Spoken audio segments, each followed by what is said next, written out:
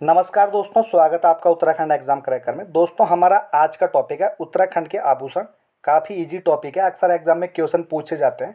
तो चलिए इस टॉपिक को कंप्लीट करते हैं। काफ़ी इजी टॉपिक है, जहाँ पे ट्रिक अप्लाई करने की ज़रूरत होगी वहाँ पे ट्रिक अप्लाई की जाएगी। और मैक्सिमम आप लोगों को पता ही है, ठीक है। और इस टॉपिक का एक फ़ायदा है कि आप लोग भली भांति इन आभूषणों से परिचित हैं, क्योंकि उत्तराखंड लगभग एक पहाड़ी स्टेट है और सभी के घर में ये आभूषण हैं। और उन्होंने अपने लोग घर वालों को, दादी या मम्मी, ताई, जो भी घर में होंगे, सबके आभूषण आपने देखे होंगे। हाँ, थोड़ा बहुत प्रॉब्लम हो सकती है हरिद्वार, ठीक है। हरिद्वार और उधम सिंह नगर दो डिस्ट्रिक्ट हैं, ये मैदानी डिस्ट्रिक्ट है। तो ये पहाड़ी जो हमारा कल्चर है उससे इतना ज़्यादा वाकिफ़ नहीं है। तो इन लोगों के लिए भी थोड़ा सा यहाँ पे थोड़ा टफ हो सकता है, लेकिन इतना ज़्यादा भी टफ नहीं है। आप लोगों के कॉमन सेंस से पता चल जाएगा कि बिंदी माथे में पहनी जाती है, कंगन हाथों में पहने जाते हैं। तो इसी टाइप से क्वेश्चन है, इतना ज़्यादा भी टफ क्वेश्चन नहीं है। तो चलिए दोस्तों, देखते हैं हमारा आज का टॉपिक उत्तराखंड के आभूषण। अब सबसे पहले हम बात करेंगे शीशफुल, बंदी, बांदी, सुहाग, बिंदी, मांग टीका। अब देखिए, शीश फूल, शीश यानी कि सिर, और फूल यानी कि फूल, यानी कि सिर में सजने वाला फूल कहाँ पहना जाएगा? हाथ में तो पहना नहीं जाएगा। कहाँ पहना जाएगा? सिर में, यानी कि माथे पर। कहाँ पहना जाएगा? माथे पर पहना जाएगा। नेक्स्ट देखिए दोस्तों, बंदी, बंदी और बिंदी, बिंदी वाला साउंड आ रहा है, तो बिंदी या बंदी कहाँ पहना जाएगा? बिंदी माथे में, तो बंदी माथे में लगाई जाती है। और इसे बांदी भी कहा जाता है। तो बंदी या बांदी एक ही चीज़ है। अगला देखते हैं सुहाग, सुहाग बिंदी। तो ये सुहाग बिंदी भी कहाँ पहना जाता है? माथे पे पहना जाता है। और आप लोगों ने जो 90s की मूवी देखी होंगी अक्षय कुमार या अजय देवगन की, तो उसमें ज़्यादातर सुहाग जो लेडीज़ें रहती थी, बदमाश आते थे, तो सुहाग का काफ़ी जिक्र होता था उसमें, ठीक है। तो सुहाग बिंदी कहाँ पहनी जाती है? माथे पे पहनी जाती है। नेक्स्ट देखिए, मांग टीका, मांग टीका कहाँ पहना जाता है? अब मांग टीका देखिए, मांग में ही लगाया जाता है, सिर में जो मांग होती है उसमें मांग टीका लगाया जाता है। तो क्लियर है, इसमें ज़्यादा इतना ज़्यादा टफ नहीं है, ट्रिक बनाने की इसमें कोई ज़रूरत है नहीं। नेक्स्ट देखते हैं मूर्खली। तो मूर्खली कहाँ पहना जाता है? कान में। बुजनी, इसे तुंगल भी कहते हैं, तो ये कहाँ पहना जाता है? कान में पहना जाता है। कुंडल या कर्णफूल, ये पहना जाता है कान में। और गोरख पहना जाता है कान में। लेकिन आपने ध्यान रखना है कि गोरख पुरुषों के द्वारा पहना जाता है। गोरख अभी 2-3 बार एग्जाम में लेटेस्ट पूछा गया है, और काफ़ी बार एग्जाम में ये इस बार ये भी पूछा जा सकता है इस टाइप से कि गोरख आभूषण कौन धारण करता है? महिलाएं, पुरुष या बच्चे, इनमें से कोई नहीं, या इनमें से सभी। तो आपने क्या करना है? पुरुषों के द्वारा धारण किया जाता है कान में। अब देखिए दोस्तों, इसको किस टाइप से हम याद करेंगे। मूर्खली कान में और तुंगल कान में। अब देखिए, इसको हम किस टाइप से याद करेंगे। देखिए, मूर्ख व्यक्ति के कान में, मूर्ख व्यक्ति के, मूर्खली में हम याद करेंगे मूर्ख, ठीक है। मूर्ख व्यक्ति के कान में तुगल को हम कर देंगे तूगल। पंजाबी में कहते हैं ना कि तू गल कर दे, गल यानी कि बात होता है, गल यानी कि गल करना। तो मूर्ख व्यक्ति के कान में अगर तुम गल करोगे, कुछ भी गल करोगे, तू अगर मूर्ख व्यक्ति के कान में गल करेगा तो उसे कोई फर्क नहीं पड़ेगा। बस ये हमारी ट्रिक बन गई। मूर्खली, मूर्ख के कान में कुछ भी बोल दो, उसे फर्क नहीं पड़ता। और तुम कोई भी गल कर दो, तुम गल, तो उसे कोई असर नहीं पड़ेगा। इसे क्या कहते हैं? बुझनी भी कहते हैं। क्लियर। नेक्स्ट देखते हैं दोस्तों, कुंडल। सिंपल सा क्वेश्चन है। कुंडल कानों में धारण किया जाता है। अगला है कर्णफूल। कर्णफूल नाक में तो पहना नहीं जाएगा। कर्ण को क्या कहते हैं? कान भी कहते हैं, ठीक है। तो कर्णफूल कहाँ पहना जाएगा? कान में पहना जाता है। अगला देखते हैं गोरख। तो गोरख धारण किया जाता है कान में। तो गोरख को हम किस टाइप से याद करेंगे? देखिए, आपने उत्तराखंड जी के पढ़ा होगा, तो आपने इसमें काफ़ी पढ़ा होगा गोरखा शासन, गोरखा, ठीक है। तो गोरखा को हम कर देंगे गोरखा, गोरख को कर देंगे हम गोरख, क्या कर देंगे? गोरख कर देंगे। इसे बोलेंगे गोरखा शासन, गोरखा। और कहाँ से हो जाएगा? कान। बस ये हमारी छोटी सी ट्रिक बन गई। नेक्स्ट देखते हैं, ये मैंने आपको बता दिया था कि पुरुषों के द्वारा पहना जाता है गोरख। नेक्स्ट देखते हैं दोस्तों फूली। तो फूली आप जानते हो कि छोटे बच्चे नाक में पहनते थे, जो छोटी लड़कियां होती थी वो नाक में फूली पहनती थी। तो फूली पहनी जाती है नाक में। क्लियर। फूली हो जाएगी नाक ये आपको याद करने की ज़रूरत है नहीं। नेक्स्ट पॉइंट देखते हैं, नथुली या नथ। नथुली को नथ भी कहा जाता है, नथुली नथ। तो ये पहनी जाती है नाक में, सिंपल नौ से नथुली, नौ से नाक, नौ से नथ, नौ से नाक। आप लोगों ने देखा होगा नाक में काफ़ी बड़ी रिंग रहती है, उसे नथुली कहते हैं, बड़ी सी रहती है, शादी विवाह में काफ़ी पहनी जाती है। ठीक है, नेक्स्ट देखते हैं बुलाक या फुल्ली। अब देखिए फूली और फुल्ली, तो फूली पहनी जाती है नाक में, तो फुल्ली भी नाक में पहनी जाती है। अब देखते हैं बुलाक। तो बुलाक को हम किस टाइप से याद करेंगे कि बुलाक नाक में पहना जाता है।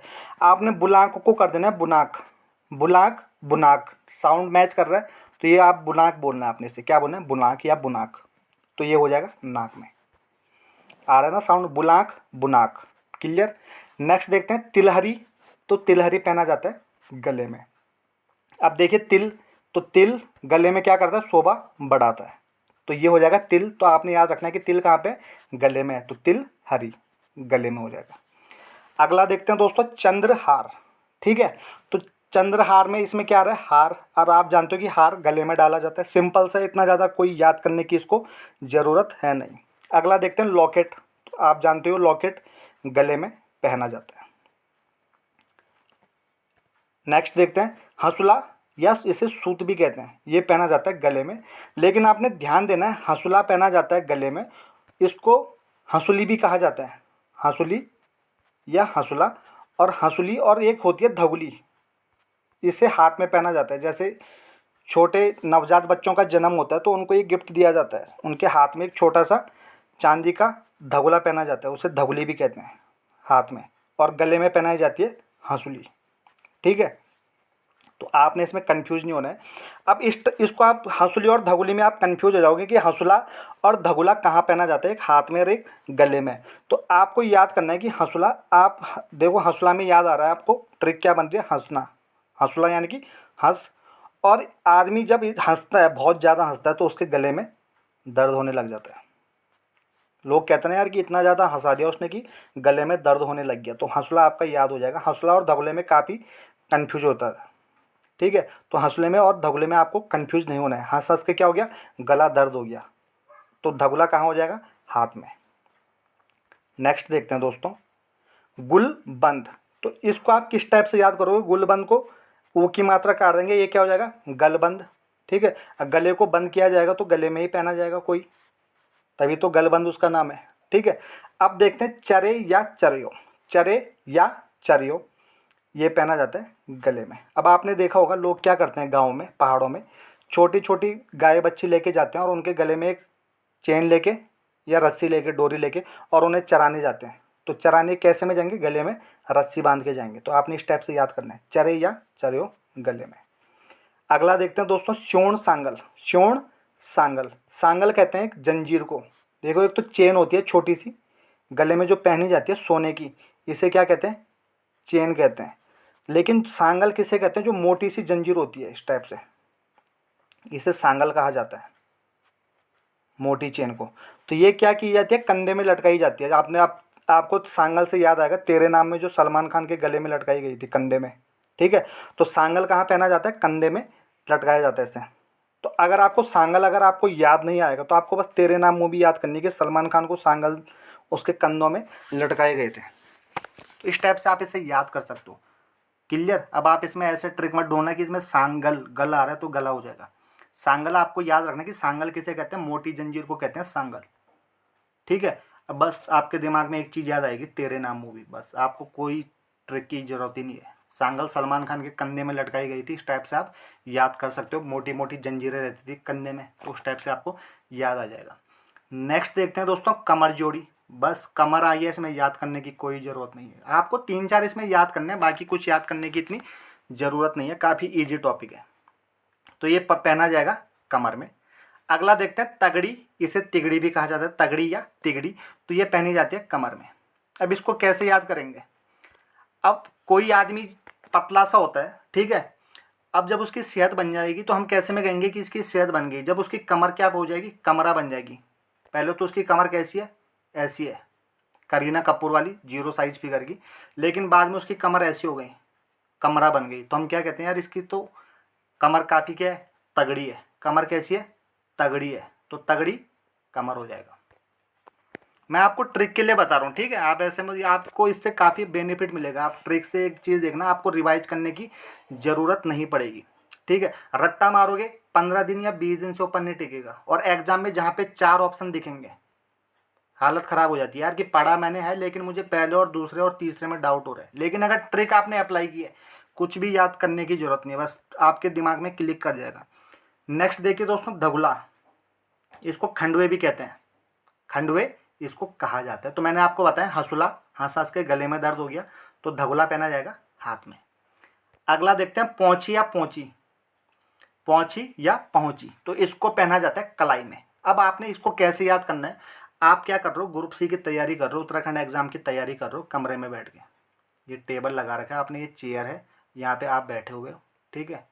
और ये ऊपर पंखा चल रहा है और लाइट चली गई, लेकिन आप पसीना टपकने लग गया, तो आपने अपनी कलाई लगाई माथे में और क्या कर दिया, पसीना पोंछ दिया आपने। तो पोंछा, तो आप पसीना कैसे पोंछते हो, माथे का कलाई से पोंछते हैं, ठीक है। तो ये क्या हो जाएगा, पोंछी कलाई। क्लियर। नेक्स्ट देखते हैं दोस्तों, गोखले। तो गोखले को किस टाइप से याद करेंगे, देखिए काफ़ी आपको ऑटोमेटिक याद हो जाएंगे, आपने जो आभूषण देखे होंगे।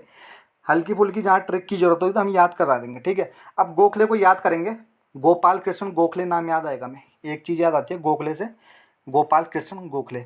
अब ये क्या थे, स्वतंत्रता सेनानी थे। तो इनकी बाजुओं में क्या था, बहुत दम था। गोखले, इनकी बाजुओं में क्या था, दम था।